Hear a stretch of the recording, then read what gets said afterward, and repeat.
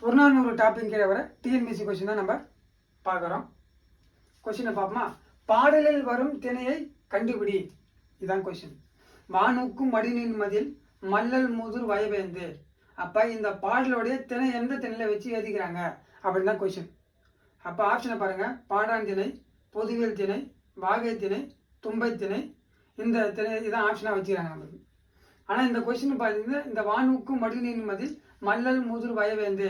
அப்போ இந்த பாடல் எந்த திணை எழுதப்பட்டா பொதுவியல் திணை வச்சு தான் எழுதப்பட்டிருக்கு. ஓகே, இந்த பால் இயற்றவன் யாருங்கன்னா குடப்புலிங்கனார் தான் எழுதியிருப்பார். ஒரு வானில் மழை பெய்யுது. ஓகே, அந்த தண்ணியை கடல்லேருந்து எடுத்து போயிட்டு மறுபடியும் மழையாக பெய்யுது. அப்போ நீர் நிலத்துக்கும் பெய்யுது. நீர் நிலம் இருந்தால் தான் பயிர் வைக்க முடியும், பயிர் வச்சு தான் சாப்பிட முடியும். அந்த மாதிரி ஒரு மன்னனை பற்றி சொல்லி ஒரு மன்னனுக்கு அந்த நாடு ஒரு எப்படி செழிப்பாக இருக்கணும் அப்படின்ற மாதிரி சொல்கிற மாதிரி அந்த பாடலில் இருக்கும். இதை நான் நடத்தி போட்டுருக்கேன். நீங்கள் ஏற்கனவே இருக்குது வீடியோ.